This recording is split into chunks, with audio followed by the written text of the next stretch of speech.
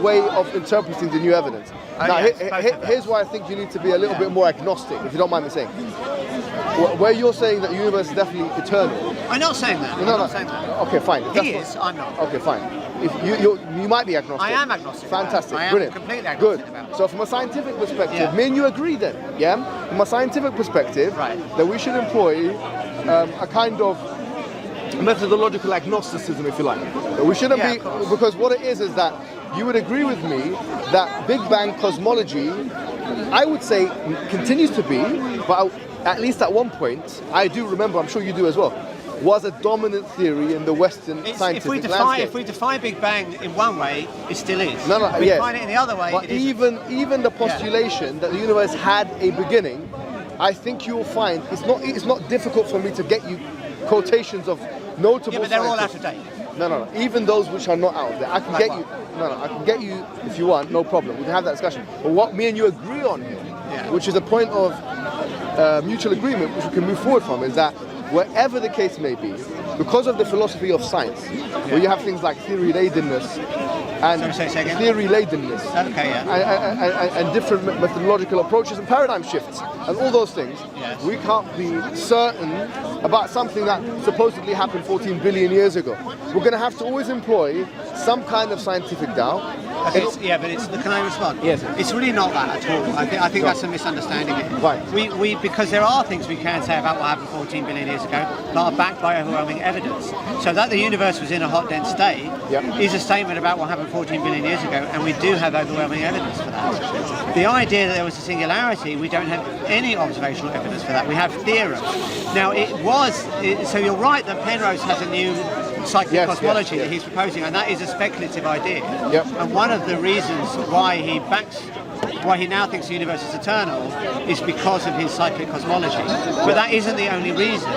In his theorem, that we'll call the Penrose-Hawking singularity theorem, that show the Big Bang was the beginning, is an assumption that gravity is always attractive.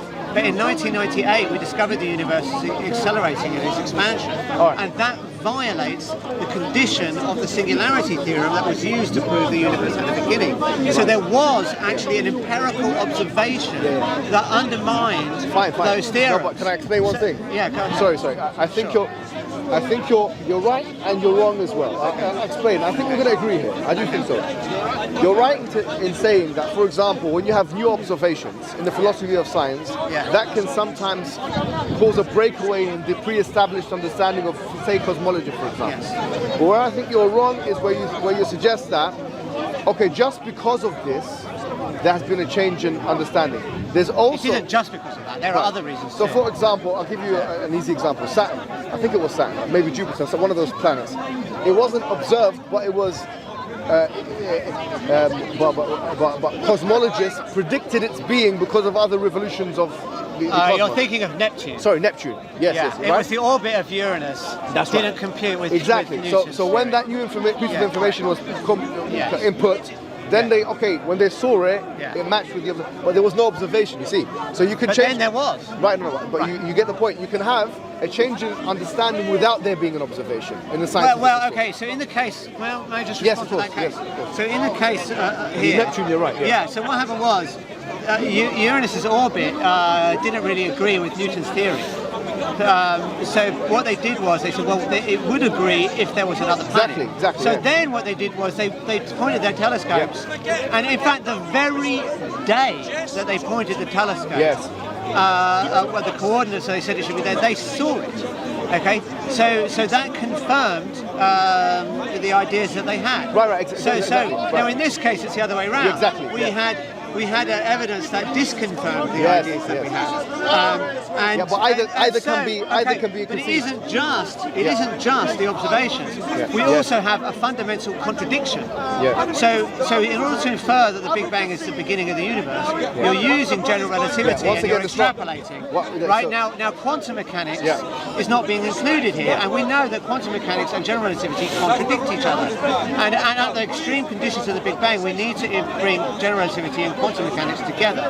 And every attempt that we've done to do this tells us the Big Bang was not the beginning. Now, these have not been experimentally confirmed, so I'm not saying they're wrong. right. But they're at least the best bets that we have at the moment. But can I just say one thing? Sorry. Yeah, go ahead. It's not. I don't think you could justify saying that if I went to every, university in just London, forget about the UK, let alone the Western world, and went to the science departments and the cosmology departments and had conversations with every single cosmologist, that all of them would agree, okay, in a consensus format, that what you're saying is definitely true. I don't think you can make that point. Well, Do you know anyone that disagrees with it? Can you name one? No, I haven't done the research. Okay. It's not my area of research. Okay. As I said before, it's not my area of research. I'm not a professional cosmologist, you see. Okay. I haven't done that research. But what I'm saying to you is that... But you have written a book on cosmology. No, but I did it. It's a philosophical. Yeah, but the philosophy has to be informed by science. No, let me explain. So, the argument I'm making to you right now, okay, is not a scientific one. It's a philosophical argument. Yeah. Say, whether you believe... Thank you so much. You put the sugar in there. Thank you. No, it's fine. It's milky. You get the wrong thing. What I was going to say to you is that... Thank you so much. So here's what I want to say to you. Simple argument, or simple question. Let's just start this thing. All right, so let me... Simple question. Is the universe... I don't care if it had a beginning or not. Okay. In your understanding, does the universe have a... Is the universe dependent or independent? I have no idea. I don't know. You don't know? I have no idea. You don't know. Okay, fine, perfect. Would you agree with the following statement now? Yeah. You say you don't know. So I'm going to make a statement. There cannot be an infinite regress of dependent things. I don't see why not. So you can't have an infinite regress. I don't see why not. I'm not saying you can. I don't see. I've not seen a proof that you can't have an infinite partial regress. Okay. I've seen no proof of that. If you have a proof, let me explain. Here's what my postulation is. Statement. Okay. You cannot have an infinite regress of dependent things. Okay, so where's the proof that that's true? All right, let me give you an analogy, right? Okay. All right, so for example, I have this mobile phone, right? Now, it's dependent. In this analogy, let me say that the mobile phone is going to run out of charge. And let's say, for example, I'm going to get another mobile phone to charge it. Let's say that's possible somehow.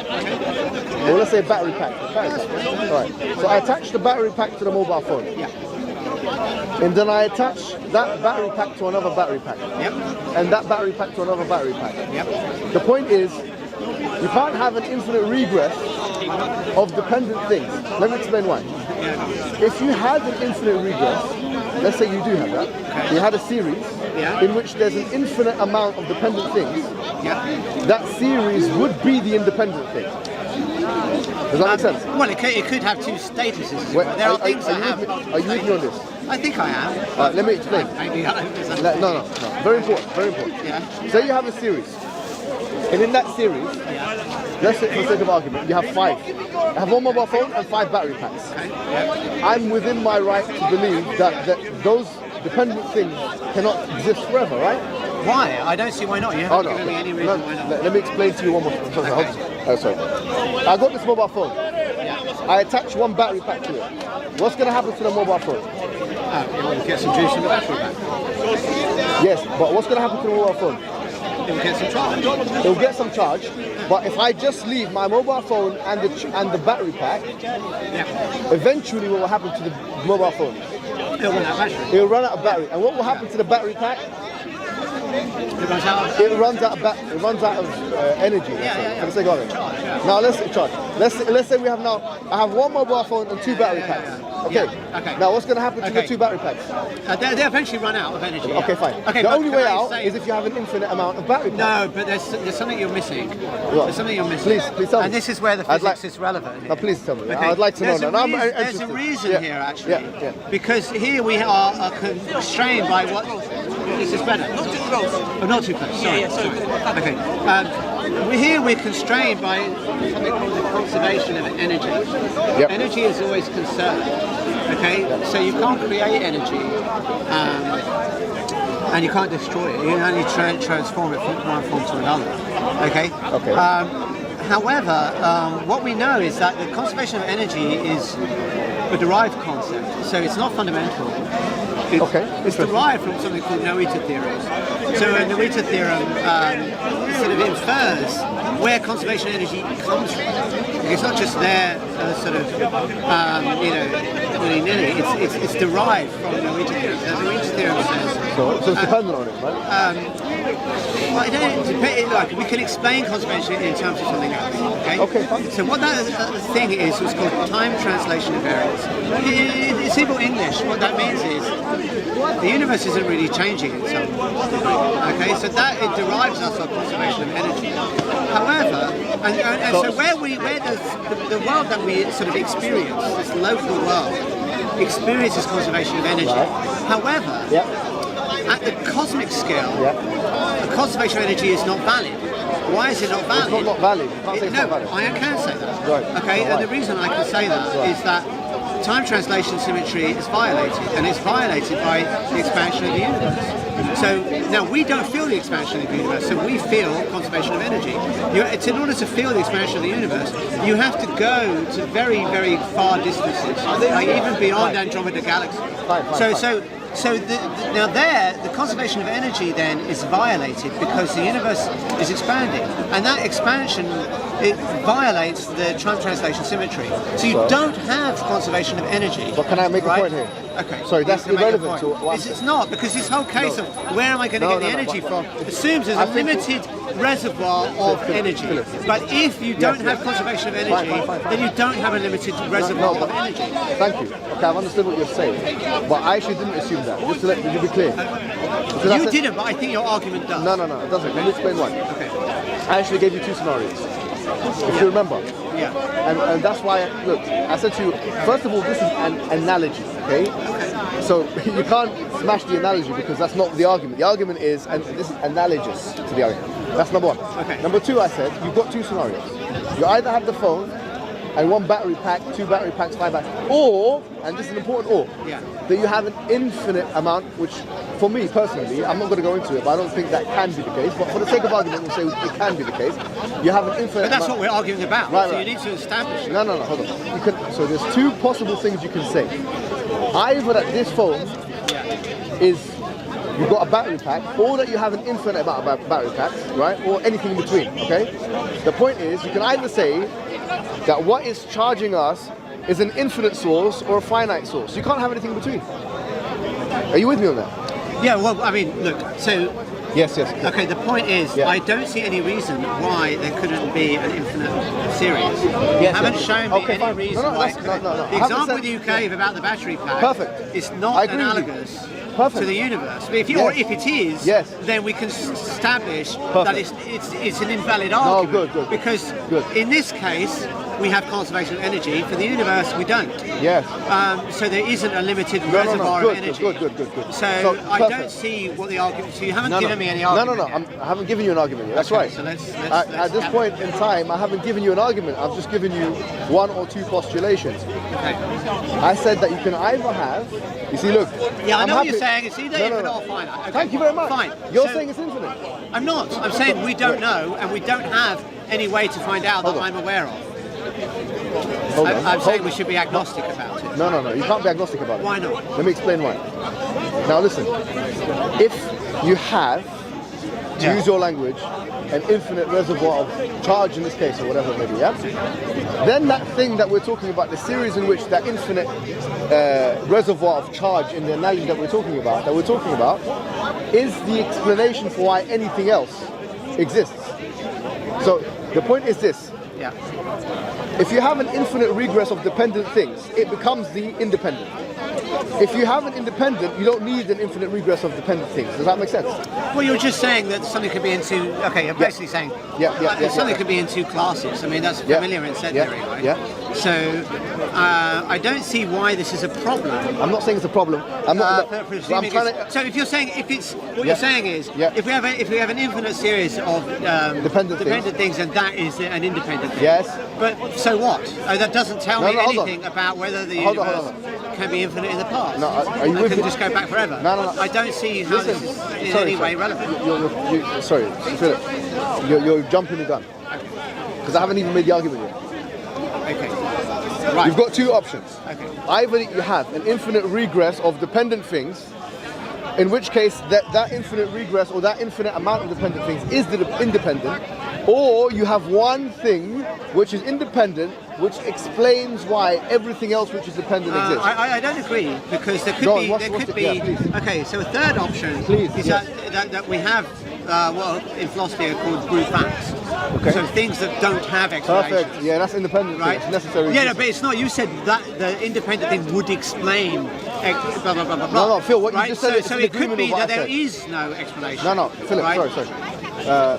Philip, what you've just said is not contradictory to what I said. Let me explain. The independent thing is the necessary thing, right? Not necessarily. It could be a brute fact. It's not necessarily necessary. All right, hold on. So there is a distinction in philosophy between brute facts and necessary. No, that's not correct. Yes, it is. No, it's not. Let me explain why it's not. Let me explain. Okay. Philip, this is where we're having our discussion now, right? Yeah. A necessary existence is something which couldn't have been any other way. Correct. Yeah. This is defined like that by everybody. I agree. I'm totally in agreement. We agree. That's Go how ahead. I understand it. Go ahead. Yeah. A brute fact is something that just is the case. Yeah, without and there's no assumption that it has to be necessary. That it has to be the case. So, it just is. That's the problem with your understanding. With all due respect. Well, where is the evidence that a brute fact is a necessary fact? Let me explain. Well, I don't want an explanation. I want a reference. No, let me explain. Well, then it's just you asserting something. No, let me explain. Okay. You said yourself, a brute fact is something which does not require an explanation. I'm not saying it doesn't require it, it doesn't have an explanation. What's your definition of something? My definition of a brute fact is something that doesn't have an explanation. Good. So which means it doesn't require one, right? Not necessarily. We might want to. It depends what you mean by require an explanation. I mean, semantics here. Well, no, but this is important, right? So, if we talk about what do we mean by explanation, generally we mean there's some reason as to why. Okay.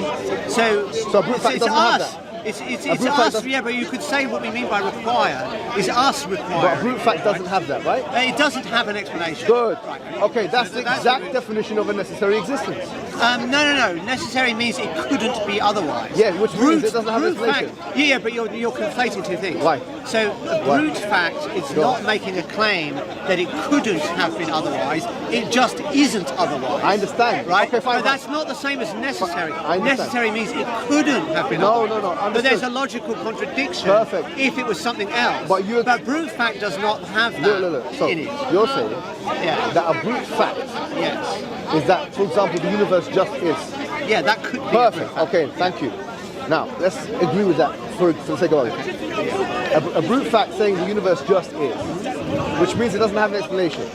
Okay? Every necessary, if we're describing a necessary existence, would you agree with me that a necessary existence is a brute fact? Well, no, because I think a necessary. I'll tell you why. Because the whole point of a necessary thing is that it's self-explanatory. There is an explanation of why it exists, and the explanation is in some logical necessity. So the assertion about necessary things, and I should add that we don't really know whether necessary things or brute facts even exist. They're all just philosophical assertions. Let's use your language. Right? I ain't got a problem. Okay, fine. Right, but the whole point of a necessary thing is that it does have an explanation, and the explanation is itself. Brute facts just have no explanation. So there is, in my understanding, a distinction to be made between a necessary thing and a brute fact. Let's go with your one. Let's go with your one. For the sake of, I don't want to make this into right.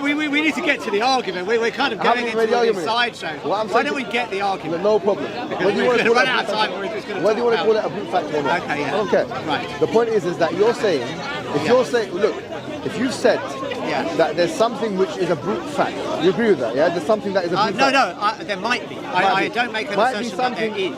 Might be something which is a brute fact. Yeah.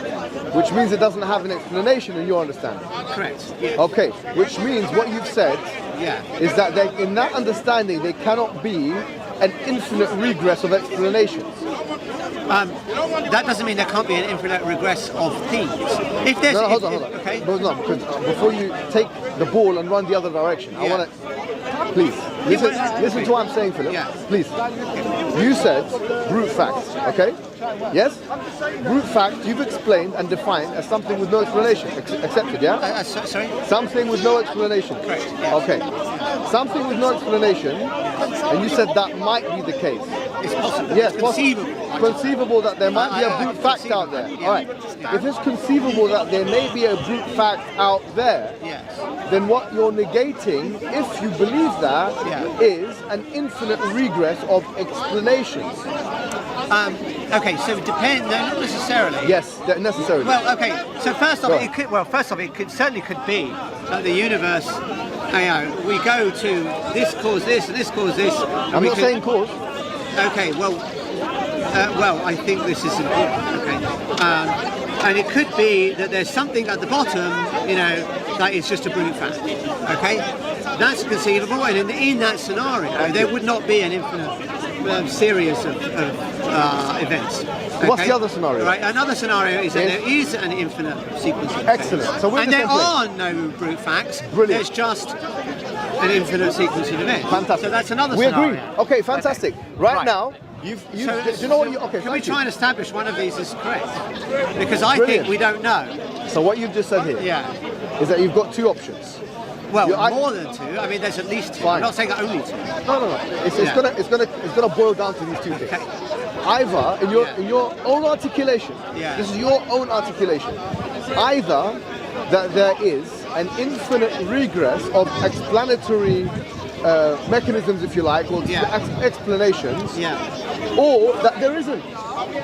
Right? Well, there could be something ambiguous. If there isn't, in your language, there must be a brute fact which explains everything else. No, that's not the only two options. Give me another option, Well, the please. third option is necessity, of course. Of course, okay. Right, no so that's problem. at least three options. Well- and we might even add a fourth option. Go ahead. There may be some ambiguity. So when we think about sort of, why does the universe exist? We might say, well, the universe came about because of some event that happened before the Big Bang. No, but we're not talking And about temporality like that. No, but this is relevant, I think. Go ahead. Because, so we might say, okay, that caused this and this caused that. We might have a scenario where there's an ambiguity about the nature of causal relations. So, for example, there have been proposals in Einstein's relativity. Space and time can warp. Okay, they're not just flat, and time can be curved. So, for example, we're standing here on the Earth, and the Earth curves space-time, and that means time ticks slower here than if we were in a satellite. Then our clocks can't. If we put a big tower to the top of the tower, the clock would run faster than here at the Earth. So, you can see there are solutions to Einstein's equations where time can actually loop back on itself.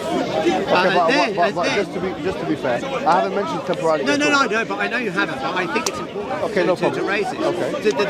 Now, if that scenario, we've made a film with Richard Gott, who proposed a model of the universe where, if we go back to the Big Bang, to the origin of the expansion, there is this loop in time. And so if you ask him, let me finish the point. If you ask him, what was the cause? It's like asking what's the beginning of a circle. It just loops back on itself. No problem. Now, in this case, now I raise this. I know you're not necessarily want to go into the cosmology, but it raises an interesting point. Is that there's really an ambiguity about the notion of cause and effect, about what is causing what. Because normally we think there's no ambiguity about cause and effect because we're just moving forwards in time. That's our experience of the world. But if the time could circle back, then there's an ambiguity. So it may be that there are ambiguities in this way. There's a second ambiguity. Stephen Hawking, another scientist that we interviewed, he has another proposal where space, normally we think of the universe as well, the technical term is a Lorentzian manifold, and that means there's three space dimensions and one time dimension. He suggests that if we go to the Big Bang, we have what's called a Euclidean manifold. So there's four space dimensions and no time dimension. And then, again, there's an ambiguity about cause and effect, right? So it could be that in these cause and effect relations there are ambiguities. Right, but I haven't mentioned cause and effect. No, I know you haven't, but I think they are relevant to the argument. Because we're really asking what is the cause of the universe. Philip, and it could be that there are ambiguities in Philip, what you're doing now is, with all due respect, you're poisoning the well. I don't think I am. Yes, you definitely are, because tell me why. you're basically ready for something that I'm not giving you. In the sense that you've come here with kind of ammunition to attack cause and effect, and I haven't even mentioned causation. I know you haven't, but I think No, it's I relevant. haven't. It's not relevant. But it is relevant. I'm telling you it's not, and I haven't mentioned it, and it's not Tell fair me that you why. tell me that it is. It's not, because you can make a causal argument, and I haven't made it today, and I could, and I can go into causation. But I'm not making a causal argument. I haven't even made my argument yet. I'm just gathering the points of agreement. Now, where we actually agree, from what you've said, now you've exhausted the, in the logical disjunction, if you like, yeah? You have a logical disjunction. And in your understanding, there are three different, in your understanding, and I tend to agree with what you're saying, yeah? You have, but I don't agree with your distinction between brute fact and necessity, but that's not a problem. For the sake of argument, I'll let you have it, okay? Okay. Even though no one in the philosophy says this, yeah? Well, I disagree, they do. Who, like who? Well, Sean Carroll had a very good discussion about this. And, No, did he say that there was a distinction between brute facts and necessity? Yes, as far as I What did he understand say? it. In what book, sorry? I can't remember this. No, it was a discussion, on a radio. No. If it's a radio show, I can't trace it. Okay, well, have you got? Okay, fair enough. Yes. Have you got Yes. quotes that say brute facts and necessary things are the same? Yeah, thing? of course. Well, let's hear them. All right, Where's so- your reference? Yeah, I'll give you my references. There's no problem at all. Okay, go on, let's hear it. Okay, so actually, I'll give you books. I'll give you many books.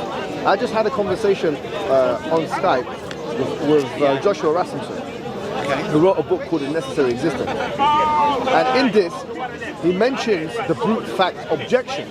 He's one of the people that have written about this. And he says, Who okay, is he, fine. sorry?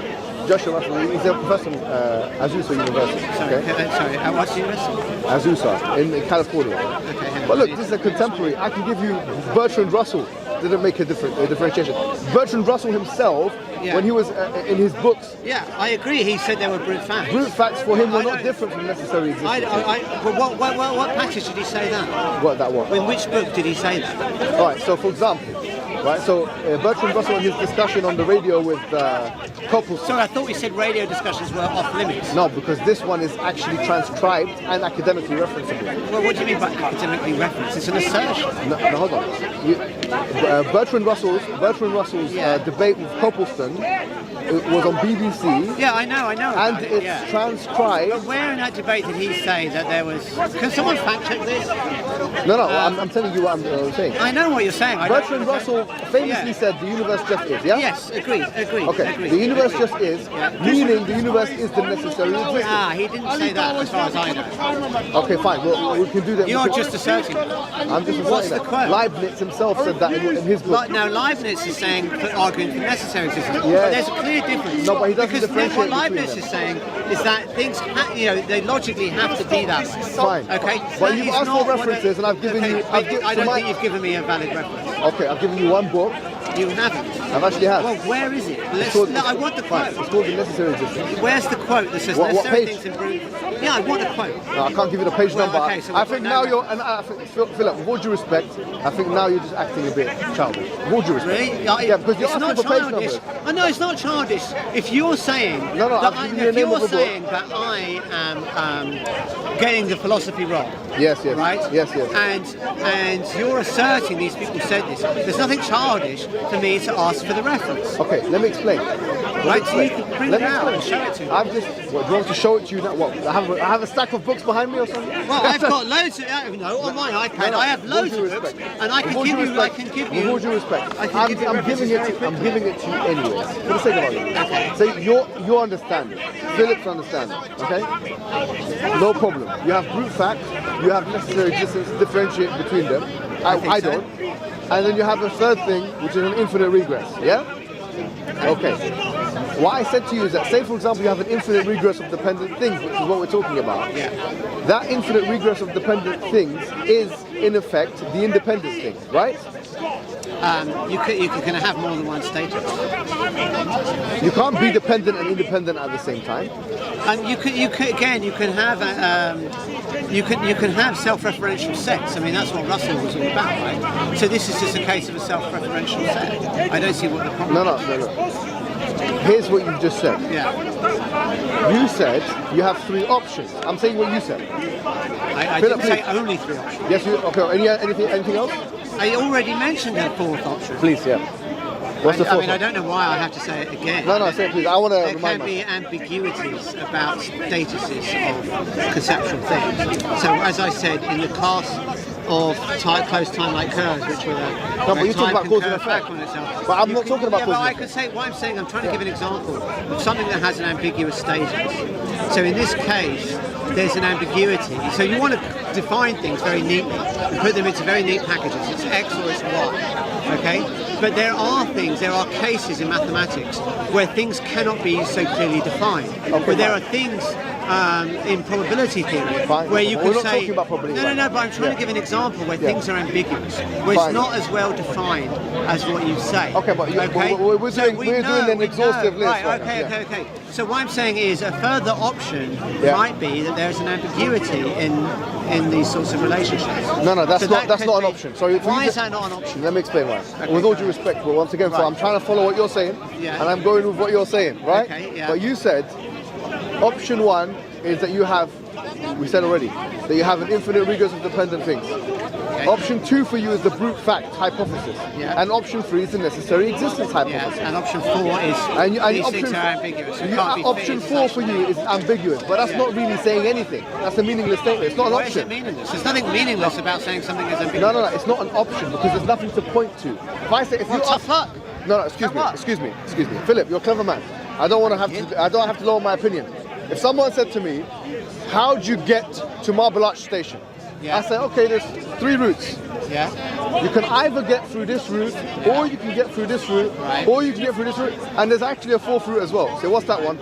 I don't know, it's ambiguous. He's going to say that fourth one is not actually a route at all. He's going to say that fourth one is a non-option. Do you understand?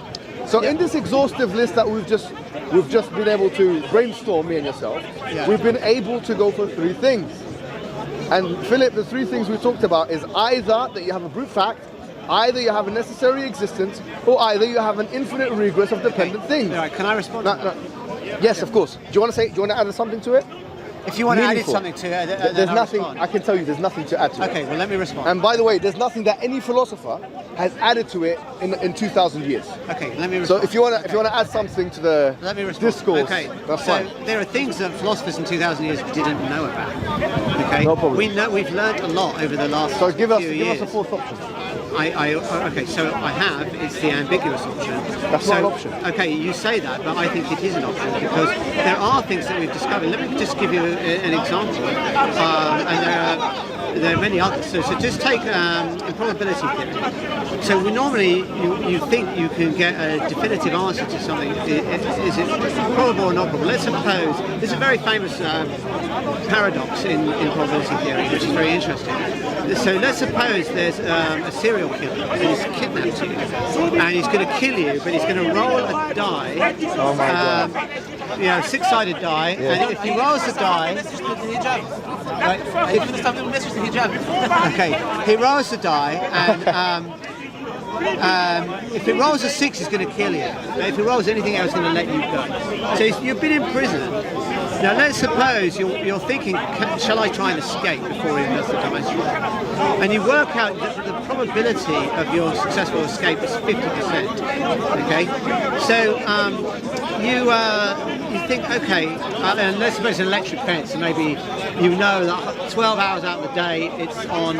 If you touch it, you'll be electrified. And 12 hours out of the day it's not on, and you can climb over it easily, right? So you might think, I shouldn't bother trying to escape because I've got a 50% chance of dying, and I've got a 5 out of 6 chance of surviving with the dice roll, so I shouldn't bother with the escape. However, let us suppose that we add another little twist to this story.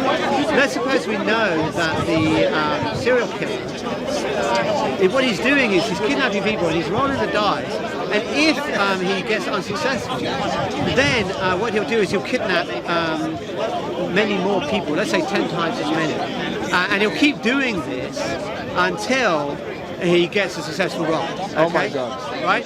Now in this case... He keeps killing the people. Right, well no, he does. He's not going to do it until he gets the dice roll. But the interesting thing is, in this case, you might think, okay, if I look at it from one sort of n equals 1 scenario, then I should just not try and escape, because I've got a 5-6 out of chance of him not rolling a 6. It's much more likely he won't roll a 6 than he will. But if we take the thinking from the distribution, where you are likely to be in the distribution, well, he keeps kidnapping more and more people. So which group are you more likely to be in? You're more likely to be in the group of the most people. Interesting, right? interesting, So you actually, so now if you ask, so the point I'm trying to make here, if you analyse this mathematically, and you're trying to decide which should you do, should you try and escape or not escape, you actually, there's no definitive answer. There's actually ambiguity.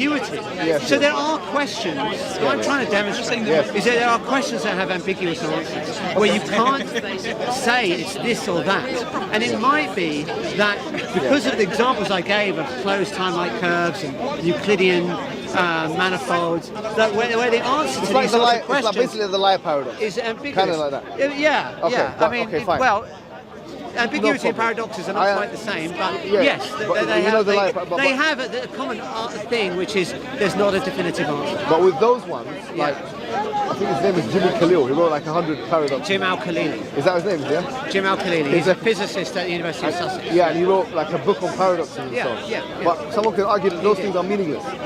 Well, why are they meaningless? A lot of philosophers have said that those things are actually meaningless because they don't. Okay, you can't just say a lot of philosophers said it. Why are they meaningless? Well, I've let you speak for about 4 minutes and I've kept quiet, and then when I started. Okay, sorry.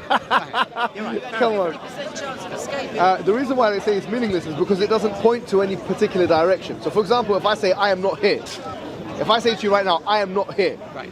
It's a meaningless statement because it doesn't carry any truth value. That's the reason why. It doesn't carry any truth value. If I say to you, look, okay, I'm going to send you, let me give you another example. This statement is false. You know, these are some of the things that are meaningless statements. So they don't carry any truth value. So these, what you agreed with me is like paradoxes, etc., is not actually pointing in any direction. Going back to the marble arch example. But let me go back to what our thing is, because I want to get to the argument. Yeah, that would be great. Let's get to the argument. Why don't you just tell us the answer? No, because I wanted you to rinse out everything that you had. Well, that's the 4 things that I can think of. Perfect, okay. So let's deal with that which we can point to, all right? Okay. Number 1, let's say, either you have a necessary being or existence. You have a necessary existence or a brute fact, or you have an infinite regress of dependent things. Yeah. Now listen, if you have an infinite regress of dependent things, it becomes the independent. Here's what I would say though, listen, and this is my argument. Anything that is subject to dissembly, or in other words, that you can, something that you can dissemble. Assemble? Or disassemble? Disassemble, sorry. Yeah, so anything that you can disassemble, anything that can be broken up into parts is dependent. Okay, go on. Therefore, you can't have an infinite regress of dependent things. Because the problem would be, if you have an infinite regress of dependent things, you can put things into it and take things out of it. And those, for example, that infinite regress of dependent things is dependent on those things within it. So it wouldn't be independent. So in other words, Assalamu alaikum brothers and sisters. Hope this video was helpful for you. This may help others too, so please consider sharing, and we will bring more videos in the future inshallah. So consider subscribing and you won't miss any. Jazakallahu khairan.